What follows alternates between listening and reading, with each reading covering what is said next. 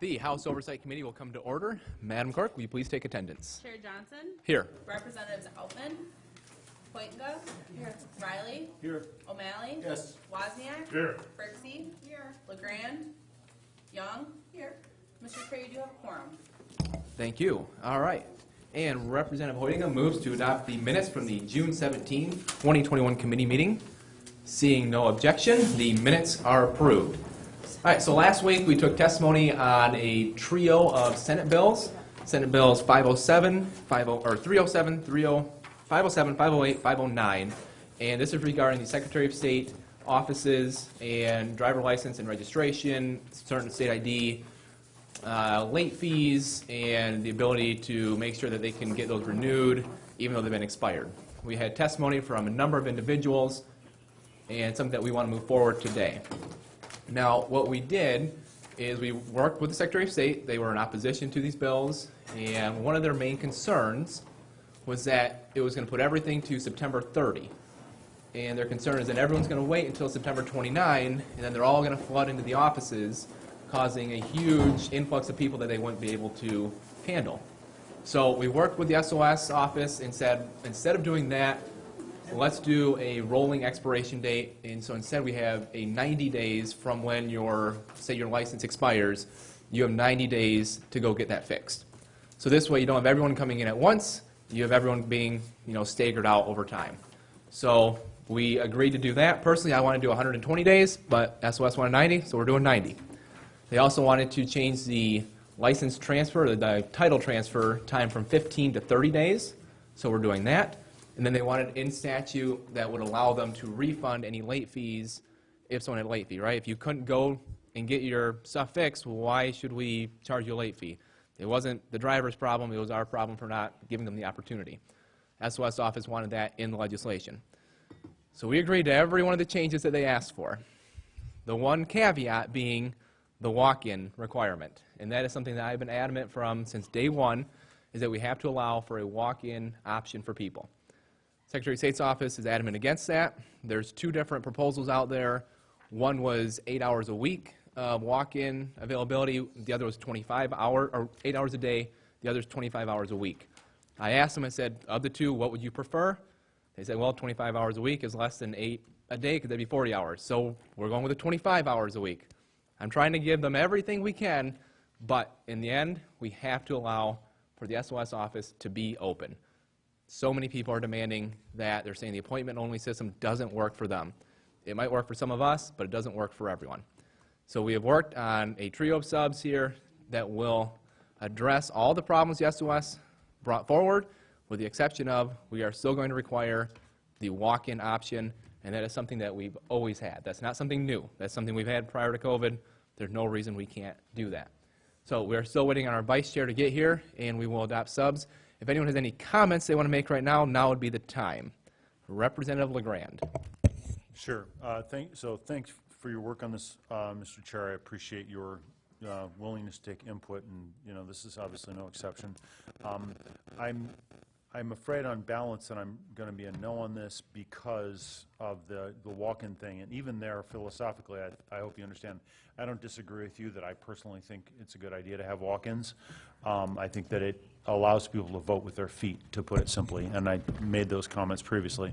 That being said, I don't think that it's appropriate for us, the legislature, to be, and I don't want to use the word micromanaging, but making decisions for the Secretary of State on their operations at this level of detail. And that's something we can disagree on, but that's I think our single point of disagreement, or my reason that I can't on balance support this. But I really do appreciate all of your changes and the summary there. So thank you. All right, thank you. Any other comments by committee members? Representative Berksey. Just a clarifying question. I'm sorry, with these subs coming in at the last second, I haven't read it. Could you clarify the phasing? Because I haven't read the most recent sub. Yep, happy to.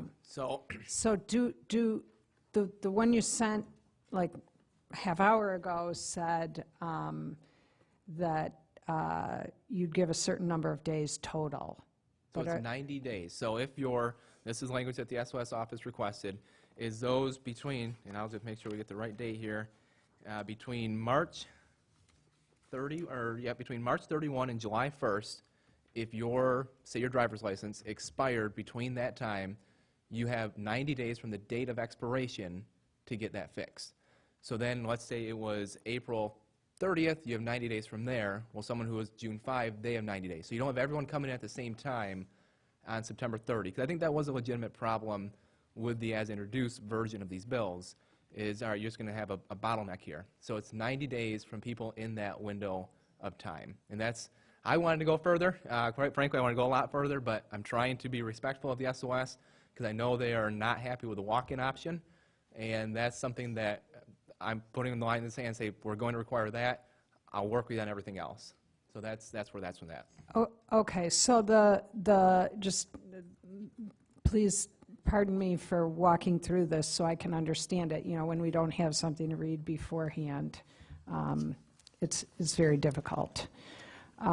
So it's only if your document expires between March 31st and July 1st. So if you expire on July 2nd, you don't get a grace period. Or if you expired on March 28th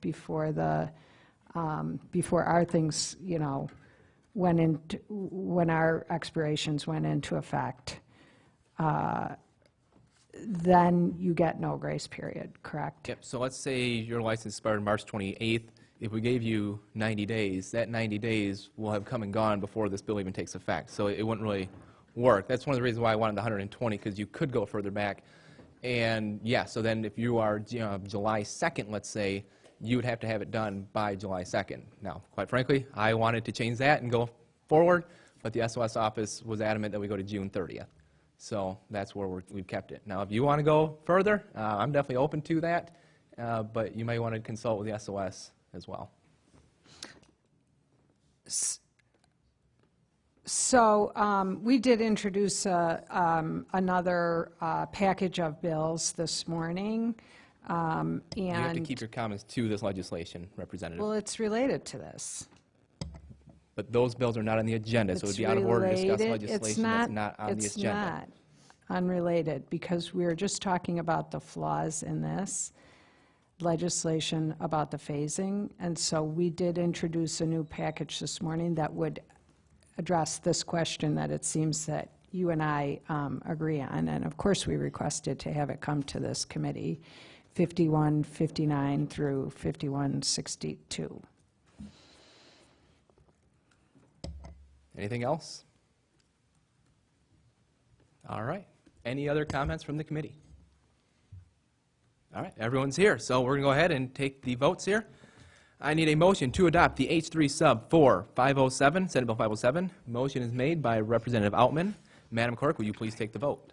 On the motion to adopt the H3, Chair Johnson, Yes. Representatives Outman, Yes. Whitinga, Yes. Riley, Yes. O'Malley, Yes. Wozniak, Yes. Brixey, Yes. LeGrand, Yes. Young. Yes. Mr. Chair, you have 9 yeas, no nays, and no pass with that the H3 substitute is adopted. All right, I do believe we have an amendment for this as well, and who has offered that? All right, Representative Brixey has offered an amendment. Would you like to speak to that? I would. Thank you so much, Mr. Chair. So, you know, one of the things that I take very seriously about my job is to identify and solve problems for our constituents. And, you know, according to former Secretary Ruth Johnson's staff from a previous meeting, we know that the Secretary of State office does over 16 million, performs over 16 million transactions a year. And they were, former Secretary Johnson was in agreement that, her staff was in agreement that they likely have a backlog of 8 to 10 million additional transactions that they somehow have to complete this year due to the COVID backlog caused by the 13 months of extensions that we granted for renewing licenses and other documents. So even accounting for the dramatic increase in mail that's occurred under Secretary Benson's leadership, the online and kiosks that now accept cash, the branches still really need additional staffing in order to get everybody in and address this COVID backlog. My office has visited branches to investigate this issue when this issue came up in committee, and I can tell you that there's always been a short line of 12 to 15 people with appointments who are waiting to be served. We have not witnessed any excess capacity caused by no-shows or anything like that that would allow for walk-in appointments to be served. And we visited several branches. So the bills before us would just people who walk in waiting in line because of this pent-up COVID-created backlog demand that we created with the 13 months of extensions. So therefore, I want to offer an amendment that would work to solve this problem and would work in concert with SB 507. So my amendment would tie bar SB 507 to House Bill 4946 and House Bill 4947. These bills provide funding for additional staffing and overtime hours and allow the Secretary of State to extend her hours Monday through Friday and on weekends at all 130 SOS branch locations. Together, we estimate that the bills would provide 500,000 more appointments between now and September 30th. The backlog was caused in part by COVID, which is why these supplemental appropriation bills use federal COVID relief pass-through funds to help us address the backlog. That's exactly the purpose of these federal funds. That's exactly what they were intended to use for. Therefore, I move my amendment, Mr. Chair. Thank you for that. I will be voting no. I made it clear I'm opposed to just throwing more money at the SOS. With that, Madam Clerk, can you take the vote on the amendment by Representative Brixey? On the motion to adopt the Brixey Amendment, Chair Johnson, No. Representatives Outman, No. Whitinga, No. Riley, No. O'Malley, No. Wozniak, No. Brixey, Yes. LeGrand, Yes. Young. Yes. Mr. Chair, you have 3 yeas, 6 nays, and no pass. With that, the amendment is not adopted. Thank you. With that, I need a motion to report with recommendation Senate Bill 507 as substitute H3.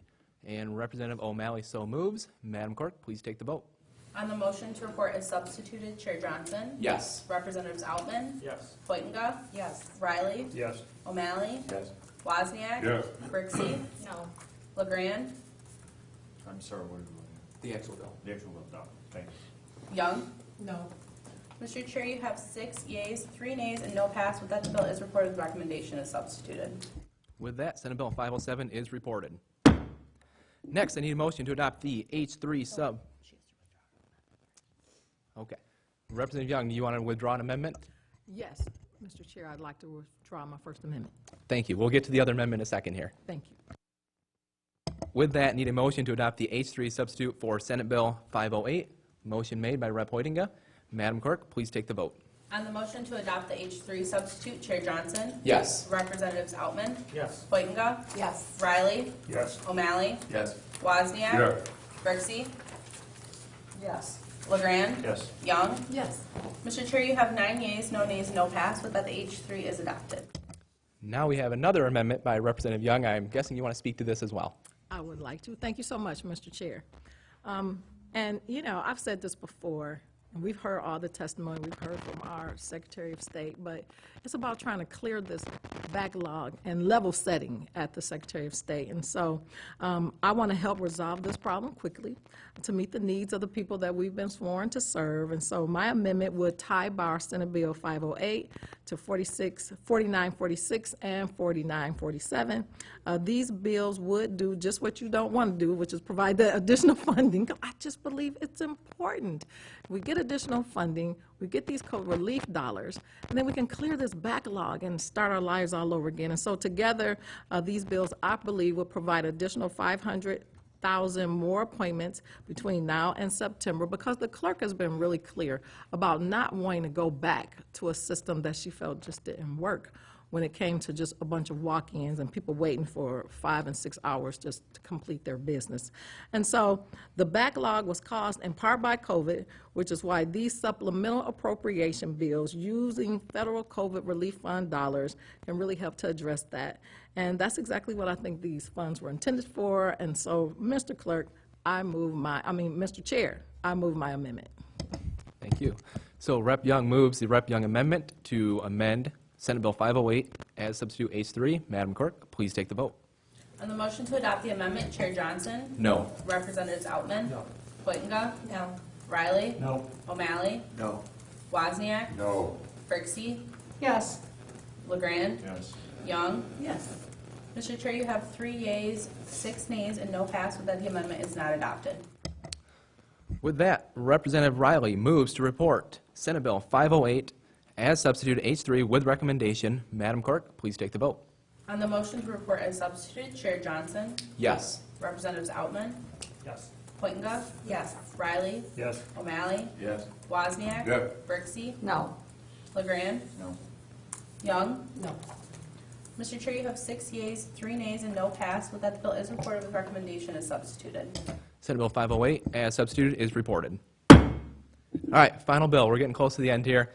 Senate Bill 509, and we need a motion to adopt the H2 sub to 509. Representative Wozniak so moves. Madam Clerk, please take the vote.